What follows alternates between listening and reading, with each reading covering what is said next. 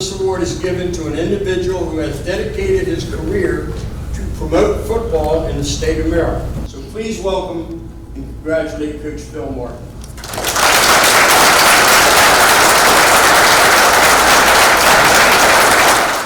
Thank you very much, my supporters, for coming. I just love you guys so much. You know, I try to tell you that every time I see you. But you know, this is a big, beautiful, tremendous day. Now, that's not the speech you were supposed to hear, but actually it is a beautiful day because of this award, but also I had another grandson born today.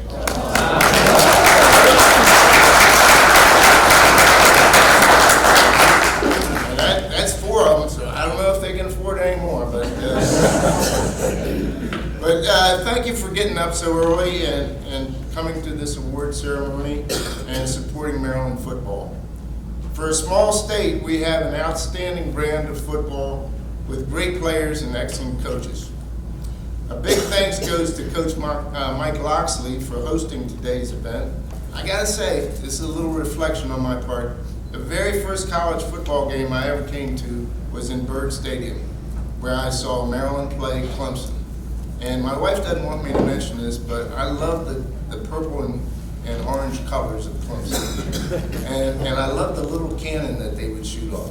And fortunately for Maryland, Clemson didn't shoot it off that often. So that was a good day, but I was about 7 years old. And that really got me into college football. After that, in the 60s, Tom Nugent was the coach.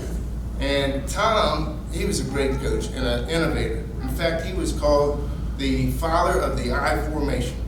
And he would have a Sunday morning show after every game. And I would watch that show for sure. And he would analyze what happened the day before.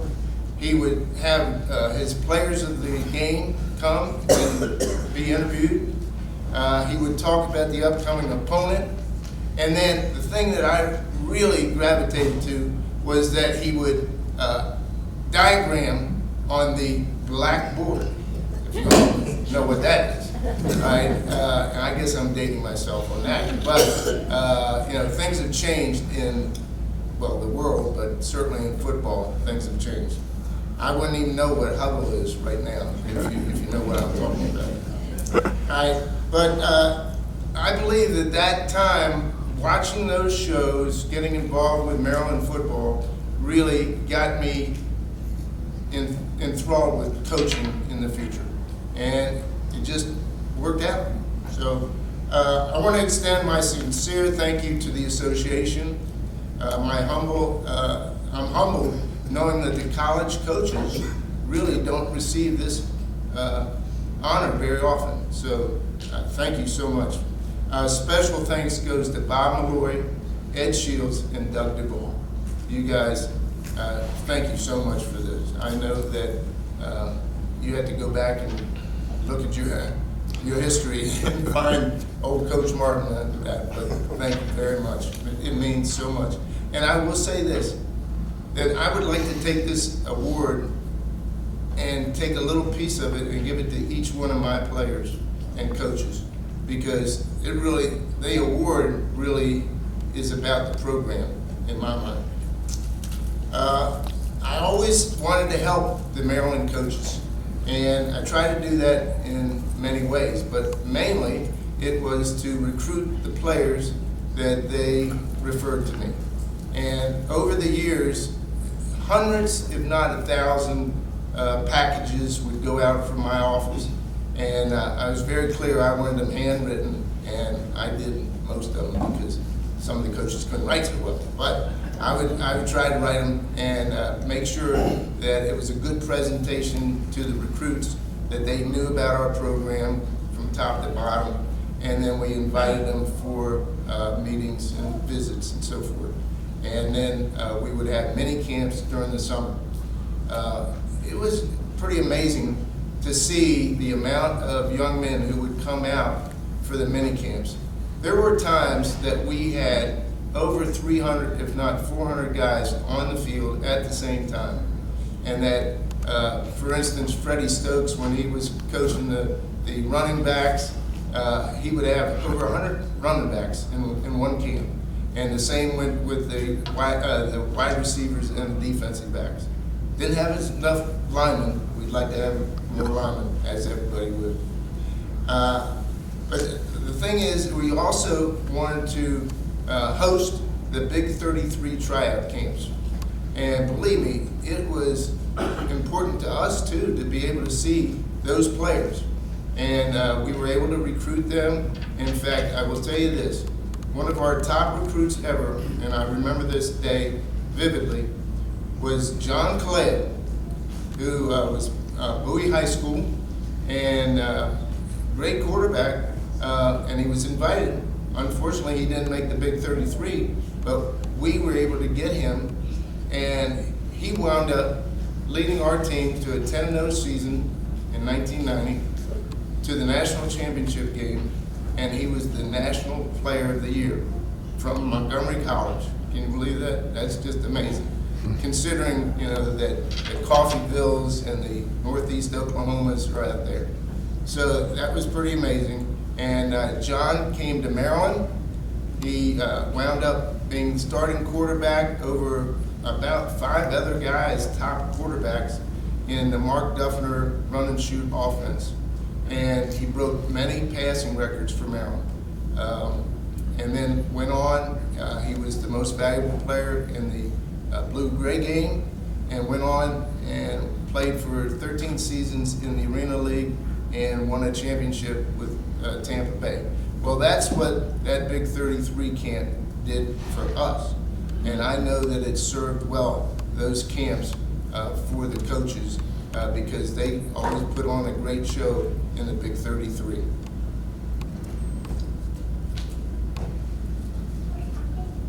Some of the other high-level players that we had, Rob Sterling from Northwood was a defensive back in '84 and '85, played for the Eagles. John Bowl went to Franklin High School, northern Baltimore, played for us in '88, played for the Dolphins. Gene Thomas went to Rockville High School, was a wide receiver, played for us in '88 and '89, and played for the Vikings.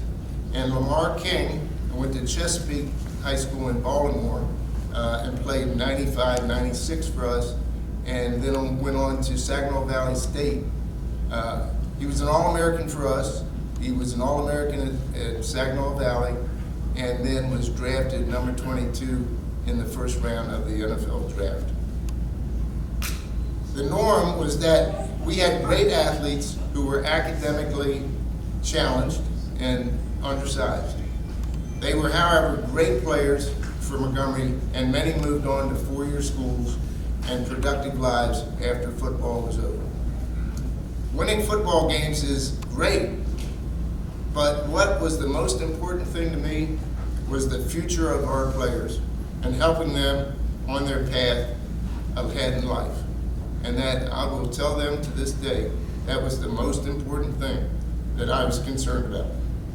I wanted them to be the best employee, husband, father, community member, and person that they could possibly be. Playing football and coaching is a life-changing experience and a profession that leads that kind of life's lessons and outcomes. Coaching football gave me a calling, my way of making a difference. Yes, we won and we achieved honors, but the greatest honor is seeing my men succeed in life. I'm forever grateful that so many have maintained a close relationship with me. And to that, I would like to have the Montgomery guys stand up, please.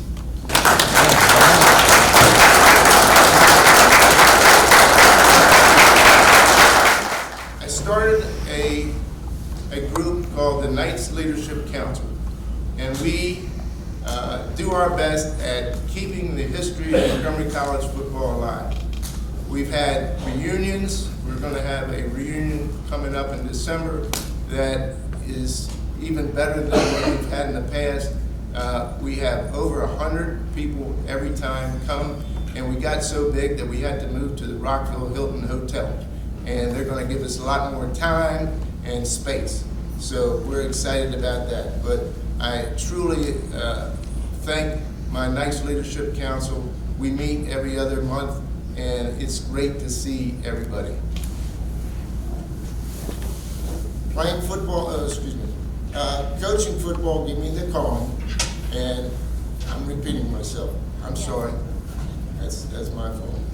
I'm very proud of the players whose successes in life include serving in the military, in criminal justice, as first responders, in private business, politics, teaching, and coaching. They are all excellent role models of future generations. I'd like to shout out some congratulations to some Montgomery men.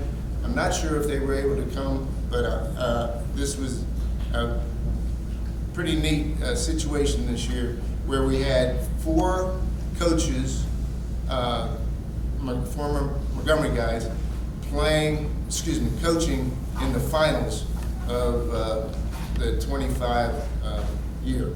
Pat Salento from Sherwood, Paul Friel from Huntingtown, Coach John Kelly, head coach, and Coach Mike Sarney, defensive line coach for Quince Orchard.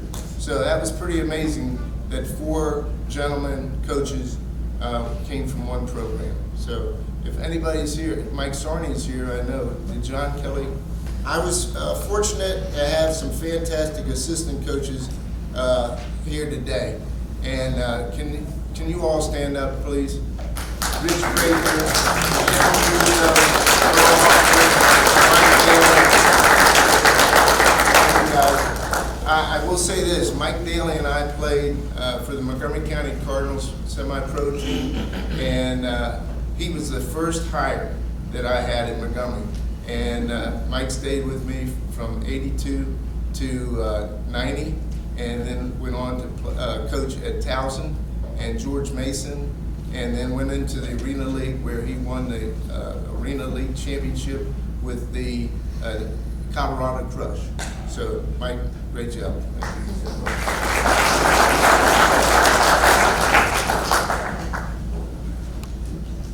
I'd also like to thank for attending today Coach Paul Barnes. Coach Barnes, where are you?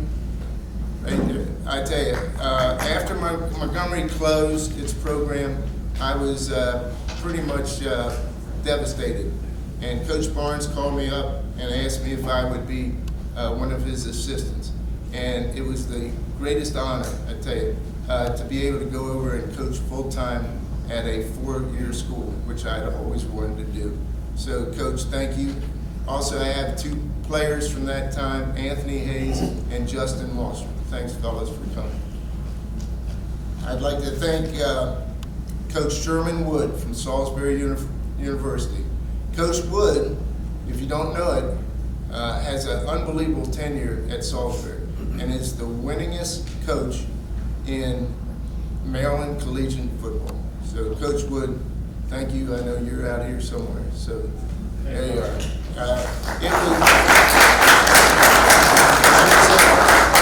It was an honor to coach with you, and then to be able to do the radio for 12 years with my great partner, Jay Brooks. Jay, where are you? Right here.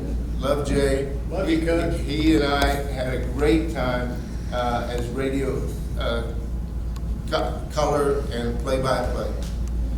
Brendan Riley from Parkside High School. It's a shout out to you, Brendan, because I've really enjoyed going over and talking X's and O's with you and your staff, and I look forward to doing that some more. I had some great teammates at Sherwood High School who are here today, Jack Burke, Charlie Whitaker, and dear friends of mine, Tony Saradakis, Dave Gill, Scott Godfrey. I believe they're here today too. My family, Craig and Becky Evans, my brother-in-law, sister-in-law, and my wonderful wife, Mrs. Coach Sherry. So, tell you, I really wish that she had been my Mrs. Coach earlier in my life. So, the one thing that I will say, She doesn't like it when I'm watching football and she's watching, because I'm on DirecTV and I'm going back and forth and back and forth and back and forth. She can't enjoy the game, but I get to see all the X's and O's. All right, how you live your life comes down to who you share it with. I have been very fortunate to have wonderful, supportive people in my life. I loved my career. I wish that I hadn't retired so soon. My advice is don't stop coaching until you are really ready. And a plug, please, for the association, please do what you can to bring junior college football back to the state of Maryland. Thank you very much.